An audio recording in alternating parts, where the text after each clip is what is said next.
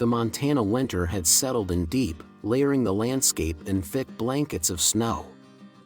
At Silver Creek Animal Rescue, the cold seeped through the thin walls, making the already dreary shelter feel even lonelier. The younger dogs barked excitedly whenever the front door opened, tails wagging, eyes hopeful.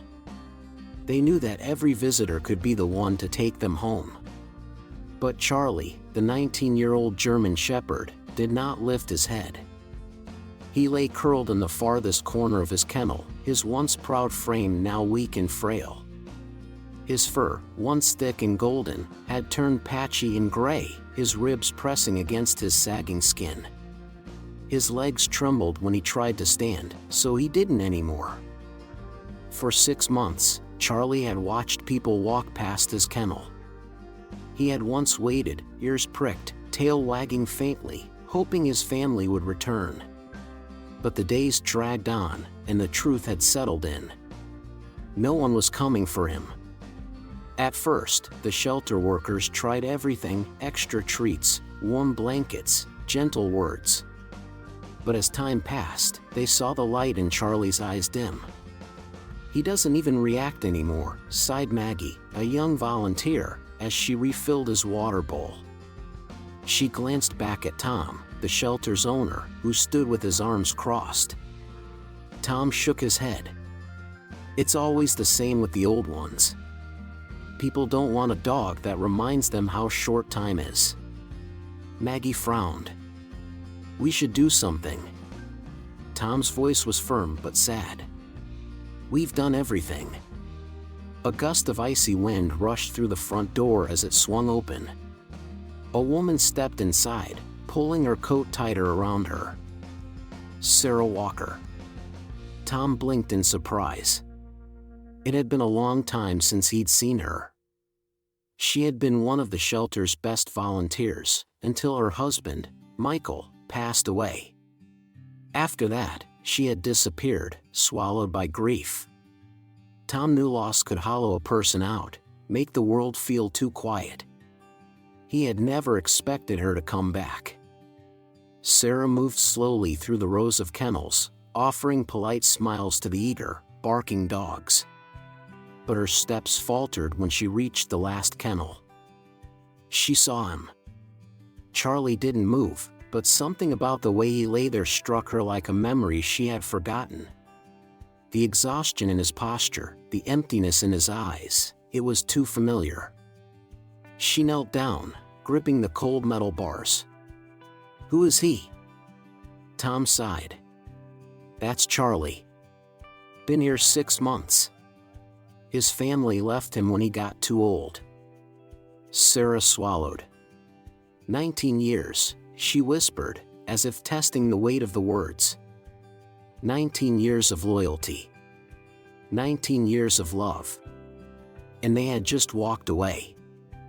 Something inside her cracked. Without thinking, she opened the kennel and stepped inside. "Sarah," Tom warned, "he doesn't respond to anyone anymore." She ignored him. Kneeling, she whispered, "Charlie?" "Nothing." She reached out, her fingers barely grazing the rough patches of his fur. "Charlie, look at me." For the first time in months, the old shepherd stirred. His cloudy brown eyes met hers, and in that instant, something changed. The house had never been this quiet. Sarah Walker sat at her kitchen table, hands wrapped around a half-empty cup of coffee, staring at the chair across from her. Michael's chair. It had been 2 years since he passed, yet she still found herself setting out 2 plates at breakfast, still listening for his footsteps in the hallway, still expecting to hear his laughter fill the spaces that now felt hollow. She had tried, for a while, to keep moving forward. Friends invited her out, family checked in, but grief had a way of settling into the bones, making everything feel heavier. Loneliness wasn't just the absence of people, it was the absence of purpose. Outside, the Montana winter pressed against the windows. The world felt frozen, stalled in time. And then, that morning, for no particular reason at all, She thought about Silver Creek Animal Rescue. It had been Michael's idea to volunteer there years ago. He had always been the one to pull her toward life, toward joy, toward love. "Dogs don't care about the past, Sarah," he'd say. "They only know the love you give them right now." She wasn't sure why she got in the car. She wasn't even sure what she was looking for. The shelter looked the same, but different.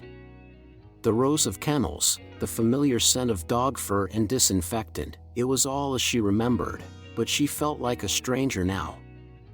The younger dogs pressed against their cages, their eager faces full of hope. They barked, tails wagging, their eyes pleading, "Pick me. Pick me." She kept walking. Then she saw him. In the farthest kennel, where the light barely reached, lay a dog that did not move. Sarah stopped. He was larger than the others, but frail, his frame curled in on itself as if trying to disappear. His fur, once golden, was streaked with gray.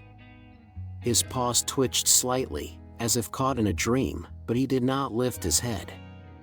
A slow ache bloomed in her chest. "Who is he?" she asked quietly. Tom, the shelter owner, had been standing nearby. He followed her gaze inside. "That's Charlie," he said. "He's been here 6 months." Sarah frowned. 6 months? Tom nodded. She took a slow step forward. "What happened?" Tom hesitated, then exhaled. "His family brought him in one morning. Said he was getting too old, that they didn't have the time for him anymore." His voice tightened. 19 years, Sarah. 19 years. And they just left him." Sarah's breath hitched. 19 years. She looked at Charlie again.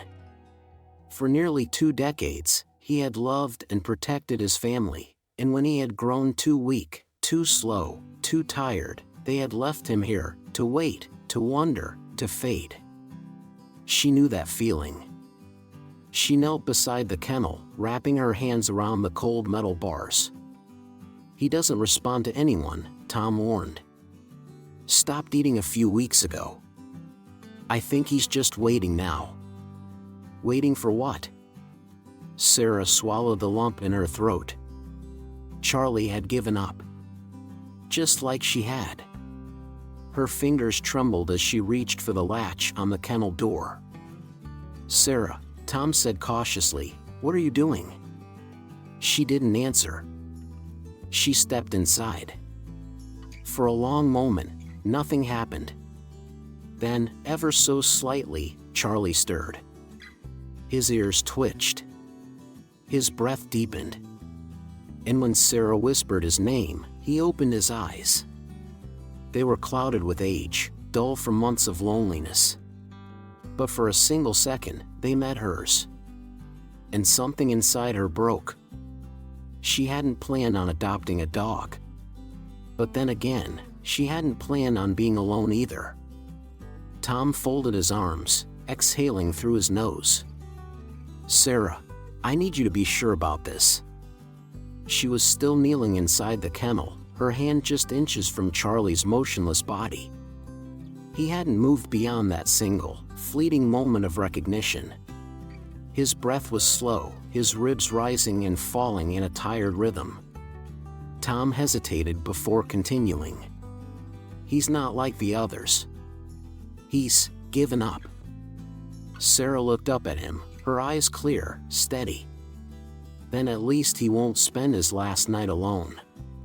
Tom sighed. He had known Sarah for years, had seen her fierce determination before, and knew there was no talking her out of something once she'd made up her mind. "All right," he murmured. "I'll get the paperwork." 15 minutes later, the back seat of Sarah's car was covered in soft blankets. Tom helped her lift Charlie, who barely reacted as they settled him down. His body was frail but heavy with the weight of years, and for a moment, Sarah feared she had made a mistake. What if he didn't even make it through the night? But then she pushed the thought away. One night. That was all she could promise him right now. The drive home was silent. She kept glancing in the rearview mirror, but Charlie never lifted his head. He simply curled into himself, his breathing deep and slow. Sarah gripped the wheel tighter. Was this the right choice? Her house had once been warm, full of life. Michael had made sure of that. Now, as she unlocked the front door, the silence pressed against her like a weight. The walls held echoes of the past, a pair of boots still tucked by the door, a flannel jacket left draped over the back of a chair. She hadn't had the heart to move them. She carried Charlie inside, setting him down gently on a thick dog bed near the fireplace. He barely stirred. Kneeling beside him, she ran a hand along his side. "You're home, Charlie." He didn't react. She sighed, standing up and heading to the kitchen. She had picked up a can of soft food at the shelter, hoping the smell might tempt him to eat. She warmed it slightly, adding some broth, then placed the bowl in front of him. "Nothing." "Come on, buddy," she coaxed, nudging the bowl closer. Charlie didn't even sniff it. Sarah bit her lip. "What had they done to you?" Hours passed. Sarah sat on the couch, the dim glow of the fireplace flickering against the walls. Charlie hadn't moved.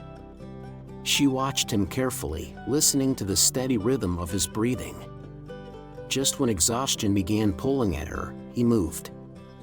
It was small, barely noticeable, a twitch of his ears, a shift in his posture. And then, slowly, he lifted his head. Sarah straightened. "Charlie?" He didn't look at her. Instead, his gaze was locked somewhere else, staring at a framed photograph on the wall. "Michael." Sarah's breath caught. It was an old picture, taken years ago on a hiking trip. Michael was grinning, his arm thrown around her shoulders, the mountains stretching behind them. She had almost forgotten it was there. Charlie stared at it, unmoving. And then, softly, so softly Sarah almost missed it, he whimpered. The sound sent a shiver down her spine. It wasn't pain. It wasn't fear. It was recognition. Sarah's chest tightened. "Charlie," she whispered, stepping closer. But he didn't look at her. His eyes remained fixed on the photo of a man he had never met. Why? The thought settled deep in her bones, bringing with it a question she wasn't sure she wanted answered. She knelt beside him, running a gentle hand along his back. His fur was coarse beneath her fingertips, but for the first time, he didn't flinch. A start. Sarah let out a slow breath. She didn't know what tomorrow would bring, but for tonight, they would both rest. And for the first time in a long, long time, neither of them would be alone. The question haunted Sarah. She had barely slept, replaying the image of Charlie staring at Michael's photo, the soft whimper that had sent chills down her spine. It wasn't just a reaction, it was recognition. But how? By morning, she knew she needed answers. She drove back to Silver Creek Animal Rescue, the weight of uncertainty pressing against her chest. Tom looked up from his desk as she entered, raising an eyebrow. "Didn't think I'd see you again this soon." Sarah hesitated. "I need to know more about Charlie's past." Tom sighed, rubbing the back of his neck. "We don't know much. We only have what his owners told us when they dropped him off." He rifled through a drawer and pulled out an old intake form, yellowed at the edges. Sarah skimmed the paper, her eyes landing on the names, Harrison, William and Diane. "Do you know where they live?" Tom hesitated. "Sarah, I just want to talk to them." A long pause. Then, reluctantly, he nodded. They live about 20 minutes outside of town. She didn't wait. The Harrison house was bigger than she expected. A large, two-story home with a perfectly trimmed lawn and a brand new car in the driveway. Not the kind of place she imagined belonging to people who could abandon a dog after 19 years. She knocked. It took a moment, but the door finally swung open, revealing a woman in her 60s. Diane Harrison. Her expression was polite but distant, her sharp eyes scanning Sarah with mild curiosity. "Can I help you?" Sarah took a steady breath. "My name is Sarah Walker. I adopted your dog." Diane blinked, then frowned. "I'm sorry, what dog?" Sarah clenched her jaw. "Charlie." A flicker of recognition crossed the woman's face before she shrugged. "Oh. Him. Not Charlie. Not even our dog. Just him." Sarah felt something twist in her chest. "I was hoping you could tell me more about his past," she said, keeping her voice steady. Diane gave a dismissive wave. "There's not much to say. He was a family pet. But he was getting old, slowing down. It wasn't fair to keep him." Sarah's hands curled into fists. "So you abandoned him?" Diane pursed her lips. "We gave him a chance to be adopted." The words made Sarah's stomach churn. No one adopts a 19-year-old dog. They knew that. A voice from inside cut through the tension. "Who's at the door?" Sarah looked past Diane as an older man stepped into view. William Harrison, his posture stiff, his hair graying at the temples. His gaze landed on Sarah, then narrowed slightly. "You said you adopted the dog?" His voice was lower, more measured. Sarah nodded. "Yes." "Charlie." A flicker of something, guilt, regret, crossed his face before it vanished. "His name wasn't Charlie," William said. Sarah's pulse quickened. "What was it?" A beat of silence. Then, Ranger. Sarah froze. William exhaled slowly, rubbing his temples. "He wasn't a family pet. He was a K9. My K9. Sarah's mind reeled. A police dog. Charlie, Ranger, had been a working dog. For how long, she asked. Over a decade. A decade of service. A lifetime of protecting, searching, working. And when he got old, Sarah said, her voice shaking, "You got rid of him." William's expression darkened. He wasn't himself anymore. He got confused. Forgot commands. His legs gave out. It hurt to see him like that. Sarah took a sharp breath. "So you threw him away?" The silence stretched between them, heavy and unbearable. William looked away. Maybe it was guilt, or maybe he just didn't care. Sarah clenched her fists. "He gave you everything. And you threw him away." She turned before he could answer. She had heard enough. Charlie lay in the same spot by the fireplace, his breathing slow, his eyes dull. He hadn't moved much since Sarah had brought him home. The food bowl sat untouched. The water, barely sipped. He was still waiting, for what, Sarah wasn't sure. She had seen grief before. She had felt it. This wasn't just age or exhaustion. This was giving up. And Sarah understood it far too well. The days passed in quiet routine. Sarah set food out every morning and night, changing the water, adjusting his blankets, speaking to him in soft, reassuring tones. "Good morning, Charlie. Would you like to try some food today? I went to the market this morning. It was cold as ever. You're lucky you get to stay inside." He never responded. Never lifted his head. But he listened. She could see it in the faint twitch of his ears, the way his breathing changed when she spoke. Still, the weight of silence pressed heavy between them. One evening, after setting down another untouched bowl of food, Sarah felt herself breaking. She sat beside Charlie on the floor, leaning her back against the couch. The fire flickered, casting soft shadows against the walls. For a long time, she said nothing. Then, barely above a whisper, she admitted, "I know what it's like to lose everything." Charlie didn't move, but she continued anyway. "My husband's name was Michael." Her voice trembled. "He made life feel full. Like there was always something to look forward to." She swallowed hard, staring at the fire. "When he died, I stopped caring. People tried to help. They told me to eat, to go outside, to try, but I didn't want to. Because what was the point?" She wiped her eyes quickly, embarrassed by her own tears. Then, the faintest sound. Not loud. Not sharp.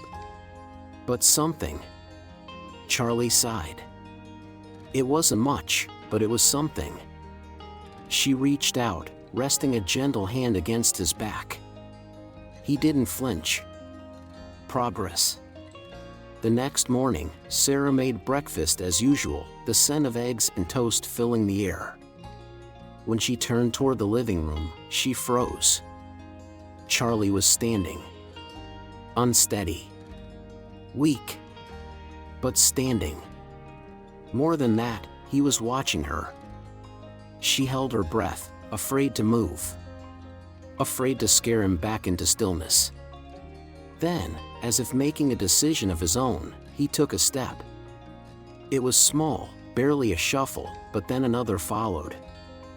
He was moving. And he was following her. Sarah felt something warm spread through her chest. Hope. She turned slowly, walking toward the kitchen, pretending not to notice the faint click of his nails against the floor behind her. For the first time in weeks, she smiled. That night, she set out his food like always. But this time, she waited. She sat beside him, quiet and patient.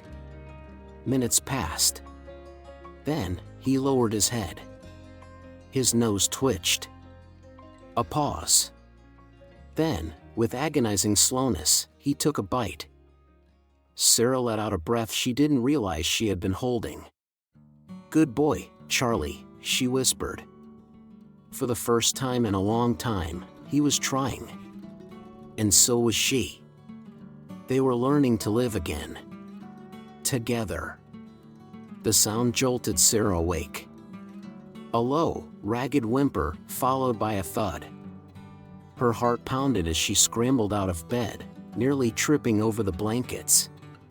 The living room was dim, the fire reduced to smoldering embers. And there, on the floor, twitching uncontrollably, was Charlie. "Charlie," she gasped, dropping to her knees beside him. His body convulsed, his legs jerking as if caught in an invisible struggle. His breathing was shallow, erratic. "No. No, no, no. Stay with me, buddy," she pleaded, her hands trembling as she touched his fur.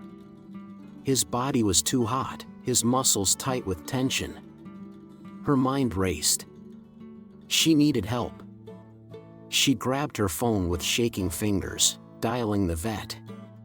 The longest ring of her life. Then, a voice. "Bozeman Veterinary Clinic, this is Dr. Peterson." "It's Charlie," Sarah choked out. "He's convulsing, he's burning up, I don't know what to do." "Bring him in. Now." The drive through the icy Montana roads felt endless. Charlie lay motionless in the back seat, wrapped in blankets, his shallow breaths barely visible in the cold air. Sarah kept talking to him, voice shaking. "You're not leaving me, do you hear me? "You're not done yet." He didn't move. Dr. Peterson met her at the clinic doors, his expression grim as he carried Charlie inside. Sarah paced the waiting room, arms wrapped around herself, staring at the door where they had disappeared. The same door she had walked through years ago when she lost Michael. Not again. Please, not again. Minutes stretched into eternity. Finally, the door opened. Dr. Peterson sighed, rubbing a hand over his tired face. "He's stable, for now." Sarah's knees nearly buckled. "But, Sarah," he hesitated. "Charlie's body is shutting down. He's old. His organs are failing. I have to ask." He didn't finish. "He didn't have to. Do you want to let him go?" Sarah stared at the floor. She had promised herself she wouldn't let him suffer. She had promised. But then she looked up and saw Charlie watching her. His body was weak, but his eyes were still there. And in them, she saw it. A fight. A choice. Her voice was steady when she answered. "We fight." The days that followed were a battle. Sarah brought Charlie home with a strict regimen of medication, soft meals, and physical therapy. The vet had warned her that this wouldn't be easy, that even with treatment, Charlie's body was still fragile. But Sarah had made her choice. And so had Charlie. At first, it felt hopeless. He lay curled by the fireplace, refusing food, barely lifting his head. Every breath felt like a countdown, every night a whispered plea that he would still be there in the morning. But Sarah didn't give up. She hand-fed him warm broth, spoonful by spoonful. She massaged his aching legs, coaxed him into small stretches, and carried him outside so he could feel the crisp Montana air. She talked to him constantly, filling the quiet house with her voice. Stories about Michael. Stories about the world outside.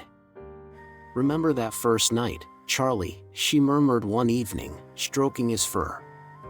"When you looked at Michael's picture like you knew him?" Charlie sighed softly, his ears twitching. It wasn't much, but it was something. Then, one cold morning, everything changed. Sarah had just set his food down, expecting him to ignore it as usual, when he moved. It was slow, almost painful to watch, but Charlie pushed himself up, on his own. Sarah froze, afraid to breathe. He trembled, his frail legs struggling beneath him. But he didn't collapse.